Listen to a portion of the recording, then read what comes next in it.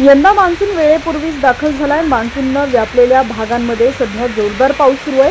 केरळ, महाराष्ट्र आणि गोव्यात अतिमुसळधार पाऊस सुरू आहे। पावसामुळे सामान्य लोकांचं जनजीवन विस्कळीत झालंय। अनेक ठिकाणी घरांमध्ये पाणी शिरल्याच्या घटना घडल्यात। यामध्ये मोठं नुकसान झालंय।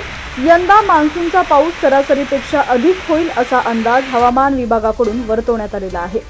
तर दुसरीकडे एक मोठी बातमी समोर येते, ती म्हणजे पुन्हा एकदा बंगालच्या उपसागरामध्ये कमी दाबाचा पट्टा निर्माण झालाय।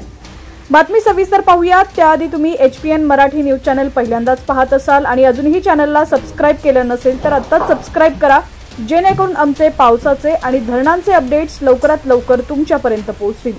IMDने दिलेल्या माहितीनुसार पुढील 36 ते 48 तासांमध्ये हा कमी दाबाचा पट्टा आणखी तीव्र होणार असून त्यानंतर तो हळूहळू उत्तरेकडे सरकणार आहे।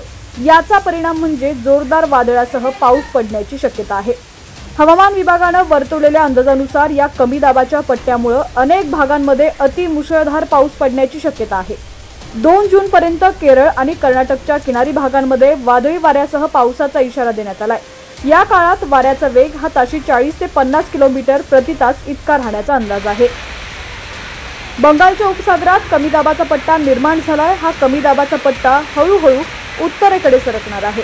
पुढील 48 तासांमध्ये त्याची दिशा अधिक स्पष्ट होण्याची शक्यता आहे।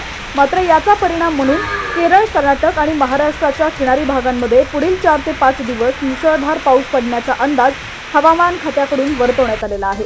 गोव्याला देखील पावसाचा इशारा देण्यात आलाय।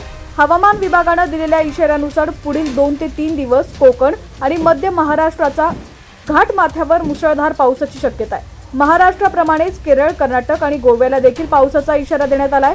तामिळनाडूला देखील पावसाचा इशारा देण्यात आलाय। अनेक भागांमध्ये पाऊस पडण्याची शक्यता आहे। कमी दाबाच्या पट्ट्यामुळे मान्सूनला देखील अनुकूल वातावरण निर्माण झालंय। दरम्यान आता राज्यातील तुमचा जिल्हा कोणता आहे, तालुका कोणता आहे, कमेंट सेक्शन मध्ये नक्की कळवा।